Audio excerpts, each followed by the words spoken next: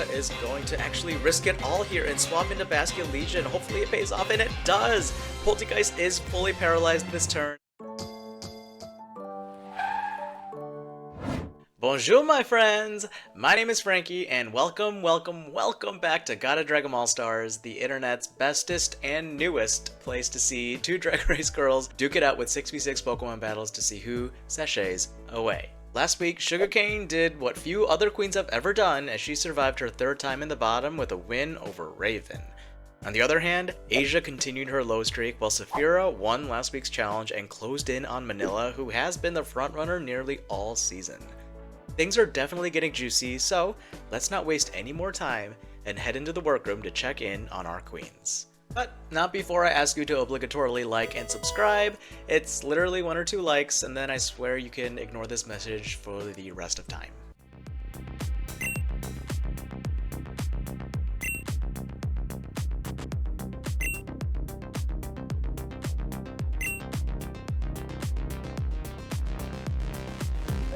Ooh, girl, what's poppin'? Hey queens, it's feedin' time, and I've got beef. For this week's Maxi Challenge, you'll be slinging sass and serving insults. Let's get this roast a-cookin'. Roasts, or stand-up challenges in general, are always entertaining on Drag Race because queens are either really great or really bad. So let's see how our remaining queens have done. Saphira and Crystal fall into the category of really great, as both were winners for stand-up challenges on their seasons, but I'm gonna give the individual win to Crystal because I preferred her performance more, and to be honest, I thought Q and Plain should have won the challenge over Saphira, but that's neither here nor there. So, in our series, I'll bump Saphira down to high. Meanwhile, Manila was in the bottom for the stand-up challenge on Season 3, Episode 8, but she also won the Roast of Lady Bunny on All Stars 4. I'm gonna put my Drag Race producer hat on here and actually put our frontrunner in the bottom and see how that might shake things up. Of the remaining queens, none of them have done a similar challenge, but I think Asia is pretty funny, so I'm gonna put her as high. Kim has done a funny roast on Secret Celebrity Drag Race, so I'll put her as safe. And between Nina, Gia, and Suga, I think Gia would flop the hardest, and I'll put Nina as low and Suga as safe. Which means GIA GUNN will be the other bottom queen to face off against Manila Luzon.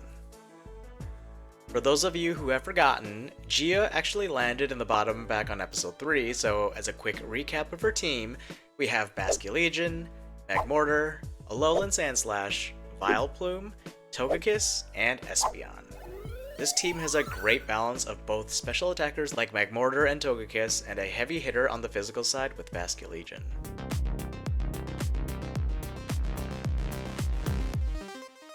Now, let's move on to Manila, who makes her debut as a bottom 2 queen this season.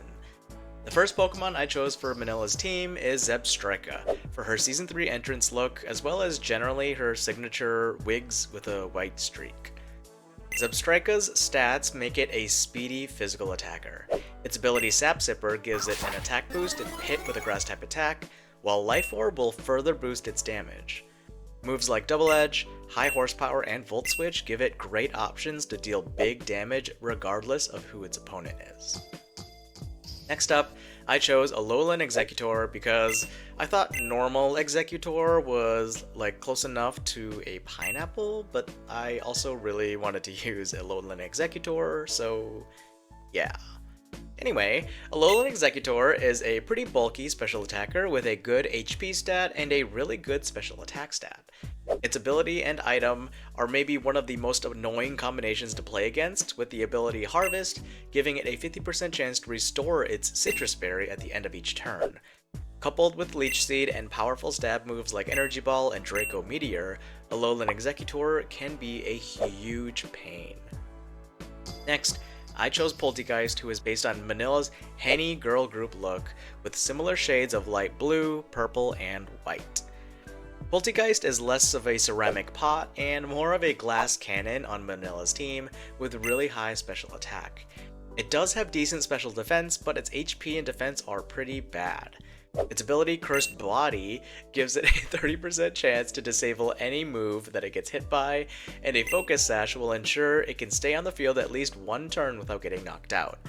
It's got some good supportive moves like Strength Sap and Will-O-Wisp too to help weaken any physical attackers. Next up, we have Melmetal, whose silvery exterior I thought was a good match for Manila's Silver Eloquence after Dark Gown from All-Stars 4. Melmetal has amazingly great HP, attack, and defense stats, so it'll be a bulky physical attacker for Manila. Its ability Iron Fist gives its punch-based attacks, like Ice Punch and Thunder Punch, an extra 1.2 times boost in power. Next up is Sylveon, who I chose based on Manila's curves and swerves look, with the bows and the pink color scheme being the primary inspiration for me. Sylveon is another naturally bulky special attacker with great special defense and good HP and special attack stats. Choice specs will help to boost its special damage even further with moves like Hyper Voice, Shadow Ball, Psyshock, and Draining Kiss. Lastly, we have Electivire, who I chose mainly based off of Manila's black and yellow Club Hive look from All-Stars 4. Electivire is a physical monster with a really good attack stat. Its ability Motor Drive will raise its speed by 1 stage if hit by an electric type move, and its item Choice Band will crank its physical damage up even further, making its moves like Knockoff and Supercell Slam extremely threatening. Overall, Manila has a solid balance of both physical attackers like Melmetal and Electivire, and special attackers like Executor and Poltegeist. A lot of her team also has some great natural bulk, whether that be with higher defensive stats like Sylveon or Melmetal, or with abilities that make them immune to attacks, like Electivire's Motor Drive or Zebstrika's Sap Sipper. This gives Manila tons of flexibility to change up her playstyle depending on her opponent.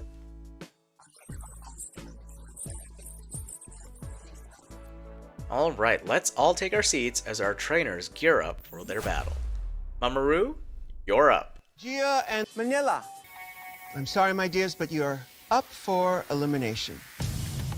2 queens stand before me.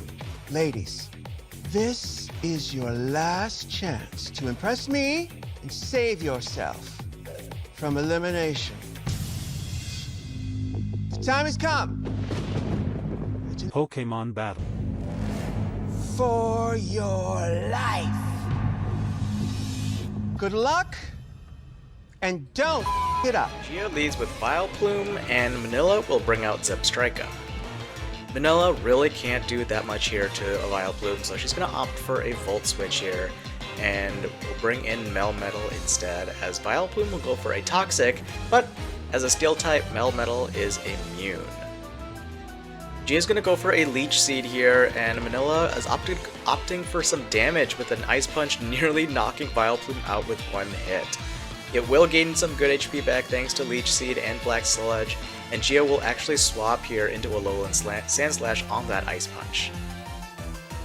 Leech Seed here will continue to sap away Melmetal's health here, as GIA goes for a super effective Earthquake, but Melmetal really takes that well, survives, and goes for a double Iron Bash, but misses out on the KO actually.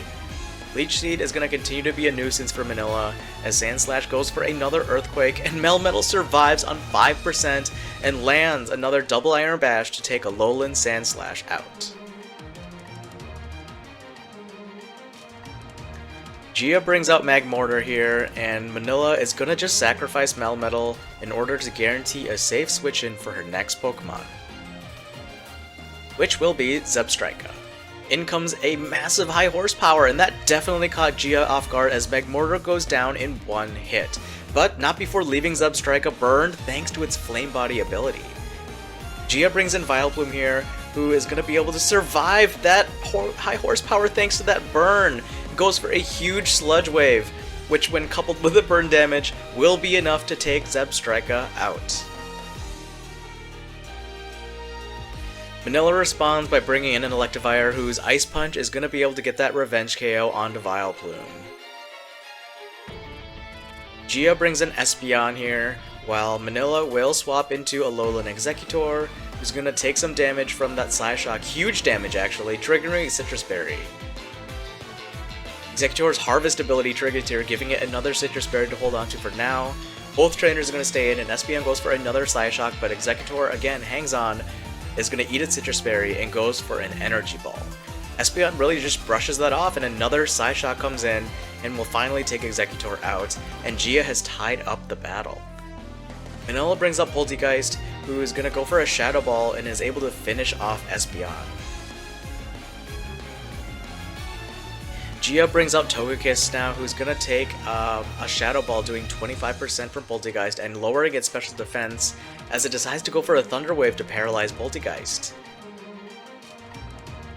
GIA is going to actually risk it all here and swap into Basculegion. Hopefully it pays off, and it does! Poltergeist is fully paralyzed this turn, and Basculegion will go for a last respects, bringing Poltergeist down to its Focus Sash, as Manila actually opts for a Will-O-Wisp.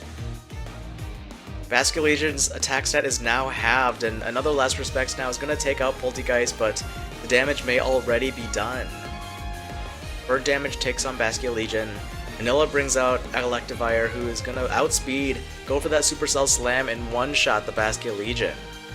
Things are not looking good for GIA here. She brings out her last Pokemon, Togekiss, who is going to get one-shot again by that Supercell Slam.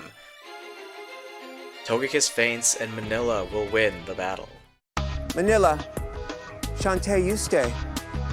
Gia, sashay away. That little beautiful bitch was lucky today. GIA put up a really good fight, but Manila just outmaneuvered her and survived her first time in the bottom. For me, the MVP has to be Manila's Electivire, who one-shot both of GIA's final two Pokemon to secure Manila the victory. With only 3 more episodes until the grand finale, the race to the top 4 has never been tighter. Episode 9 drops in 2 weeks, and trust me, y'all will not want to miss it. Be here or be square. Bye!